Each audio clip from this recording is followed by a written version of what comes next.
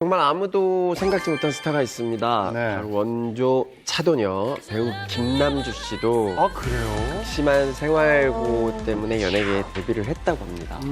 네, 김남주 씨 같은 경우는 2살이 되던 해에 아버지 사업이 급격히 어려워지면서 집안이 좀 많이, 그러니까 가세가 기울었다라고 얘기를 했는데요.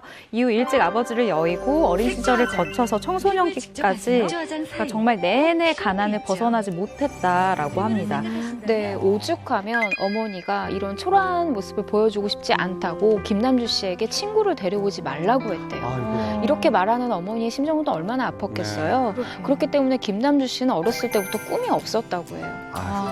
이게 그냥 뭐 하는 말이 아니구나 생각을 했던 게 당시에 대학을 갈 형편이 안 됐던 김남주 씨가 고등학교 졸업하고 생계를 유지하기 위해서 인형 눈알 붙이는 아르바이트를 했다고 해요. 그때 정말 힘든 분들이 이 인형 눈알 아르바이트 많이 하셨었거든요. 그래서 정말 이게 그때 하나를 붙이는데 뭐 10원, 20원 그럴 거예요. 뭐 10원, 20원 이랬는데 얼마나 힘드셨으면. 김남주 씨가 맡은 역할 보면 굉장히 세련되고 부자 집딸, 뭐 도도한 이미지 이런 것들이 많아서 정말 곱게 자랐을 거라고 생각하는데 우리가 정말 생각하지 못한 의외의 모습이네요.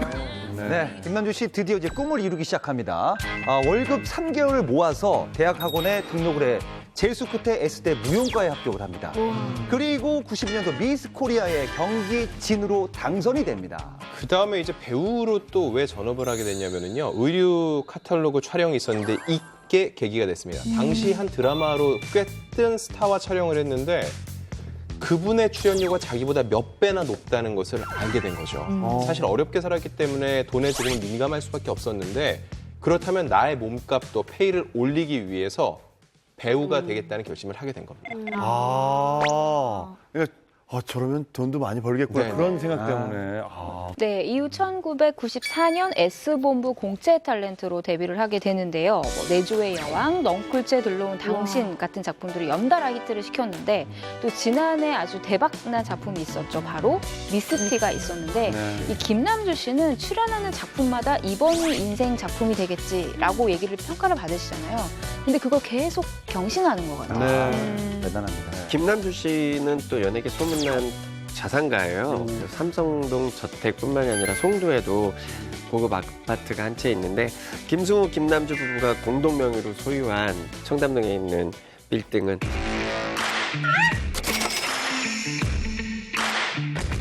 100억대를 호가입니다. 네. 와, 저도 노력해서 언젠가는 그 건물 옆에 건물을 한번 사서 한 채 드릴게요. 원룸이라도 하나 주세요. 네. 원룸 하나 드립니다. 응원하겠습니다. 자, 그리고 장사의 신으로 불리다 네. 데뷔한 여배우도 있다면서요? 있습니다. 제가 힌트를 좀 드리겠습니다. 누굽니까? 이시영 씨. 이시영 씨. 네. 번트 선수이자 여배우 이시영 씨인데요. 이시영 씨는 28살 늦은 나이에 데뷔를 합니다. 근데 데뷔하기 전부터 힘든 생활고를 겪으면서 배우의 꿈을 다졌다고 합니다. 원래는 동덕여대 의상 디자인학을 전공을 했고요. 이후에는 원단 공장에서 그림 그리는 일을 했는데요. 결국은 본인이 배우의 꿈을 이루기 위해서 퇴사를 했지만 번번이 오디션에 낙방을 했습니다.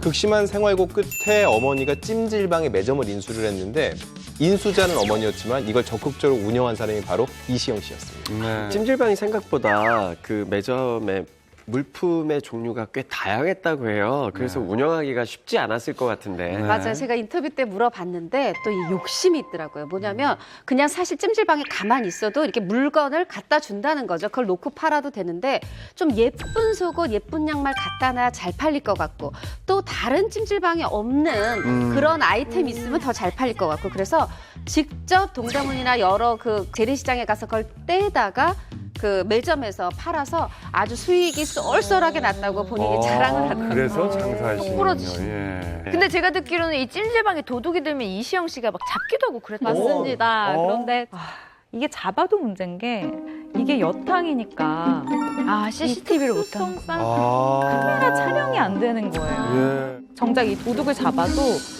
이 이 진짜 멀쩡한 아가씨가 나 이 도둑으로 자꾸 몬다 이렇게 화를 내버리면 이시영 씨 입장에서는 뭐 어떻게 할 수가 없었던 거죠.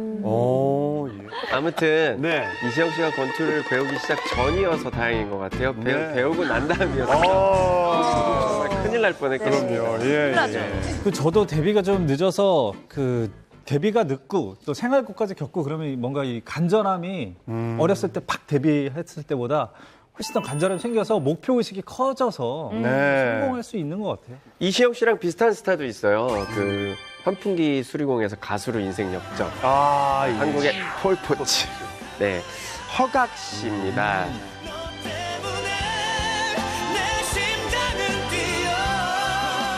3살 때 어머니랑 헤어지고요. 홀아버지 손에서 쌍둥이 형과 함께 자라서 가정 형편이 정말 안 좋았다고 합니다. 네. 이렇게 환경이 안 좋으니까 어릴 적에 제대로 음악 공부를 할 수도 없었고요. 게다가 원래 학력이 중졸이었습니다. 결국은 검정고시를 통해서 19살에 고등학교에 진학을 했는데 네. 이마저도 생계를 위해서 학업을 포기하고 생활저선에 뛰어들 수밖에 없었습니다. 네, 공사장 막노동도 했고 또 천장 환풍기 설치도 하고 뭐 다양한 알바를 했대요. 그러면서 생계를 이어갔는데 허각 씨는 방송에 출연해서 이런 이야기를 했습니다. 인천의 노인복지회관은 다 내가 지었다.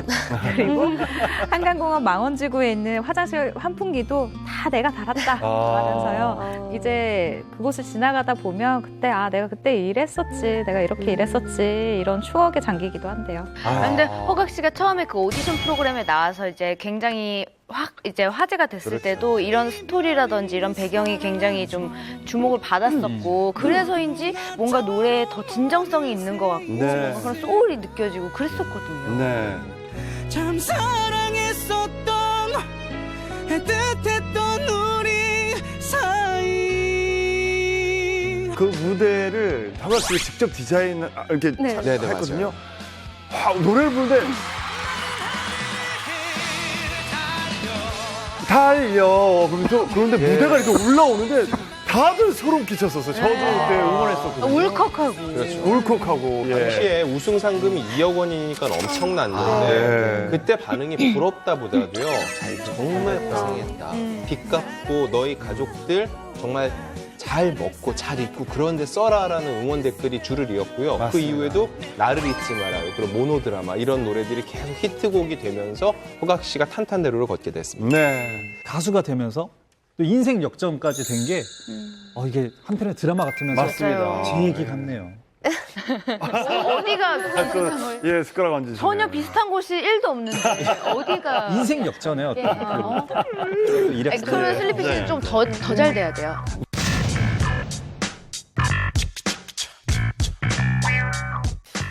애기씨 전문 배우 김태리 씨도 의외로 정말 안 해본 아르바이트가 없다고 하더라고요. 네, 김태리 씨가 원래 꿈이 아나운서예요. 그래서 경희대학교 신문방송학과 출신이거든요. 근데 학창 시절에 학비를 벌기 위해서 정말 안 해본 아르바이트가 없다고 합니다. 뭐 패스트푸드점부터 편의점 그리고 신문사에서 사무 아르바이트도 했다고 하고요. 특히 카페 아르바이트를 정말 오랫동안 했다고 합니다. 네, 김태리 씨는 두유 판매원으로도 일을 했었는데요. 그러던 중 한 카페 사장님이 우리 카페에서 한번 일을 해보겠느냐라고 스카웃을 했대요. 그래서 김태리 씨는 당시에 두유를 파는 것보다는 카페에서 일하는 게 더 낫지 않을까라는 생각으로 카페에서 일을 했다고 합니다. 그 미스터 션샤인에서도 애기 씨 역할이 너무 잘 어울려가지고 저는 금수저 출신인 줄 알았는데 그게 아닌가 봐요. 김태리 씨는 이제 극단에서 활동을 하다가요. CF나 단편 영화에 출연을 하면서 연예계에 입문을 했고요. 그러다 드디어 운명적인 작품을 만납니다. 1500대 1의 경쟁률을 뚫고 박찬욱 감독의 영화 아가씨에 출연을 하는데 당시 이 영화 오디션 공고가 이런 거였어요. 노출 수위 최고, 노출에 대해서 절대 협의 없음. 그만큼 노출에 대한 부담이 컸는데 이걸 모두 이겨내고 그 영화에서 좋은 활약을 펼친 거예요. 네, 맞습니다. 사실 보면은 이 긍정적인 마인드가 이 성공 비결인 것 같아요. 제가 그 이제 칸에서 이 김태리 씨 만났을 때 이 이제 아르바이트 얘기를 들었어요. 그 이제 아까 말씀하신 것 중에 신문사 그 사환 아르바이트가 있었잖아요. 이렇게 얘기하더라고요. 그때 제가 이렇게 신문사에서 심부름하고 이랬는데 지금 여기 와서 제가 배우가 돼서 기자분들 만나 뵐 줄 어떻게 알았겠어요. 이러면서 예. 이런 게 다 뭔가 인연이고 인생인가 봐요. 얘기하는데 정말 해맑더라고요. 2014년 데뷔인데 보니까 90년생이에요. 네. 25이에요. 그렇죠. 대학교 한 23살, 뭐 4살까지 다녔다 치고 무슨 고생을 그렇게 예? 아니, 그건 있는 것 같아요. 예, 그 아가씨라뇨. 뭐 물론 이제 제가 뭐 연기를 전문적으로 본 사람은 아닙니다만 김민희라는 그래도 꽤 오랜 경력의 큰 배우가 있었잖아요. 그 상대 역으로서 누가 더 밀린다거나 누가 더 신인 같다는 느낌은 전혀 못 받은 것 같아요. 김태리 씨라는 아주 신인 배우인데도 굉장히 그 연기나 뭐 여러 면에서 뭐 기가 전혀 눌리는 것 같지도 않고요. 그래서 그런 거는 아마 이런 그 생활 경험들이 꽤 좀 도움이 되지 않았나 싶은 생각이 듭니다. 네, 교육 판매하다 보면은 싫다는 사람도 있고 막 근데 그런 거 막 적극적으로 하다 보면 얼굴이 두꺼워질 수 있잖아요. 그런 게 연기하는 데 도움이 될 수도 있죠. 예. 네. 이번에는 그리운 스타입니다. 네. 심은하 씨도 대중에게 모습을 드러내기 전에 이색 직업으로 생계를 유지를 하셨다고 하더라고요. 야, 심은하 씨가 그 빛나는 미모로, 라이트 페이스, 빛나는 미모로 어떤 일을 하셨죠? 네. 심은하 씨가요 2001년에 은퇴를 했는데 사람들이 많이 착각을 해요. 결혼과 함께 은퇴했다고. 아니에요. 은퇴하고 4년 후에 결혼했습니다. 이분은 정말 은퇴한 거예요. 순수하게. 그래서 저는 되게 기자 생활하면서 한 번쯤은 돌아오길 바라는데 이제는 안 돌아오실 것 같다는 생각이 많이 들고요. 네. 과거를 좀 살펴보면은요. 잠실에 있는 L 놀이동산에서 퍼레이드 그 일원으로 일을 했었는데 거기 가서 보신 분들은 아시겠지만요. 대다수가 탈을 쓰고 보통 거기서 이제 여신 컨셉인 사람들은 대다수가 러시아 이쪽 외국에서 온 무용수들인 경우가 많이 있는데 심은하 씨는 달랐습니다. 다 제치고 그 안에서도 퍼레이드에서 항상 얼굴을 드러내는 공주라든지 발레리나 역할을 도맡아하면서 그 안에서도 팬덤이 형성될 정도로 출중한 미모를 메인이요. 아이고. 저 같아도 뭐 놀이기구 타러 가서 그 심은하 씨 같은 초미녀가 있으면 안 타고 좀 더 볼 것 같아요. 네. 저 같은 얼굴은 그냥 문어탈을 써야 되는 거죠. 탈을 쓸 필요가 없죠. 다리만 달면 되죠, 다리만. 여기만 있다면 예. 저는 예전에 극장에서 한번 봤는데요. 그냥 편안한 평범한 옷을 입으셨는데 얼굴이 빛이 나요? 이게 빛이 나는 게 아니라 뭐라 그래야 되지? 너무 도드라지더라고요. 의상이 너무 평범한 의상이었어요. 너무 평범한 그냥 이렇게 브라우스 같은 걸 입었었나? 기억이 안 나는데 얼굴은 저도 얼마 전에 심은하 씨 봤거든요. 심은하 씨 얼마 전에? 우연히 봤는데 어디서? 그 백화점에서 이제 장 보고 있는 모습을 봤는데 민낯으로 나오셨어요. 민낯으로. 근데 여전히 뭐 아름다운 미모를 자랑하고 계셨어요. 그런데 알고 보면은요, 이렇게 놀이공원 퍼레이드 단원 출신 연예인들이 좀 있으시더라고요. 그래요? 네. 배우 전수경 씨도 놀이공원 퍼레이드 단원으로 활동을 하면서 연기를 실력을 쌓았다고 합니다. 네. 놀이공원 하면은 퍼레이드 단원들 이렇게 미모가 출중하신 분들이 좀 맞아요. 유심히 좀 봐야 맞아. 되겠어요. 아니 놀이공원에서 그 야외 MC가 있어요. 그래서 네. 그게 김영만, 지석진 씨가 거기 출신이에요. 예. 한편 데뷔 전 이색 이력을 통해 다져진 밑거름으로 연예계에서 멋진 활약을 하는 스타들도 있죠. 네, 소개해드릴 분은요, 연기를 너무 잘해서 연기지 않았으면 이분 도대체 뭐 했을까 하는 네. 분입니다. 바로 명품 배우 김명민 씨인데요. 네. 여러분, 김명민 씨가 배우하기 전에 어떤 직업 했을 것 같아요? 김명민 씨는 그냥 왠지 번듯하고 뭔가 바른 이미지라서 그냥 회사원이지 않았을까. 텔레마케터 하면 진짜 잘하셨을 것 같아요. 목소리가 너무 좋으니까 네. 끊고 싶지 않은 목소리잖아요. 네, 다 그럴듯한데 사실 김명민 씨는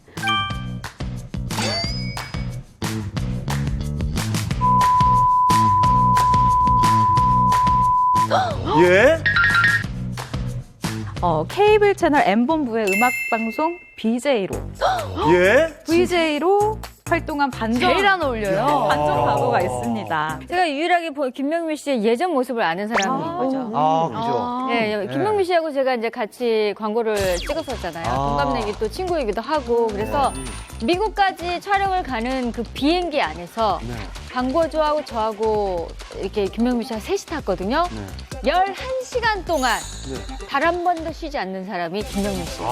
김명민 씨가 과묵하지 않아요. 아니, 진짜 안 어울린다. 그 목소리로 11시간을 떠든다고 생각을 해보세요. 와. 정말 열정이 넘쳐요. 그런 사람입니다. 그러다 이제 김명민 씨가 생업전선에 뛰어드는데요. 네. 여기서 뜻밖의 재능을 발견하게 됩니다. 지금은 이태원의 남자는 홍석천이지만 그 이전에 김명민이 있었어요. 예? 이분이 이태원의 한 스키복 매장에서 일을 했는데 원래 아르바이트 월급은 60만 원 정도고 정직원은 70만 원 정도였는데 첫 달부터 엄청난 수완을 발휘해서 너무 잘 파니까 첫 달 월급이 350만 원. 그럴 수가 달이 있어요? 500만 원. 어머, 그만 너무 잘 파니까는 이게 장난이 아니라니까. 근데 11시간 동안 지겹다가 아니에요. 정말 얘기죠. 재밌어요. 네. 이 위대한 명추비 김명민 씨는 예. 얼마 되면 서울시내 5개 여대 이 스키 동호회 전속 계약을 맺습니다. 그리고 시즌마다 600번 이상의 단체 주문을 받아냅니다. 그 정도라고요? 그래서 사장님이 인정을 해주고 심지어는 동업을 하자는 제안까지 맞습니다. 예. 이 정도면 뭐 결말이 이제 스키복 판매점, 인수, 뭐 대표, 그러니까요. 그렇죠. 이게 결말로 가야 되는데 그러게요. 도대체 그렇게 사시다가 어떻게 데뷔를 하신 거죠, 배우로? 항상 계기는 있는데 이렇게까지 잘 파니까 그냥 앉아서 손님 받은 게 아니죠. 호객행위를 했는데 이게 호객행위가 원래 불법이거든요. 그래서 결국은 붙잡혀서 경찰서 신세를 지게 됐는데 그 철창 안에서 느낀 거죠. 나는 배우를 해야겠다라고 느껴서 다시 했는데 이랬던 김명민 씨가 사실요 2004년에 뉴질랜드로 이민 갈 계획을 세워서 집 계약까지 했었어요. 국내 집, 차 다 팔고 임신한 아내는 내가 데리러 들어올 테니 아이 낳고 기다리고 있어 하고선 가기 직전에 받은 작품이 불멸의 이순신. 그래서 이거 한 편만 해보자 하고서는 출연을 했는데 그걸로 그해 KBS 연기대상 받고 배우 인생이 활짝 피게 됩니다. 사실 그때 경찰서를 안 갔더라면 그거 있잖아요. 이 덩어리 이거 있잖아요. 예. 그걸 아마 못 보지 않았을까. 그러니까요. 예. 잘 돼서 너무 좋아요.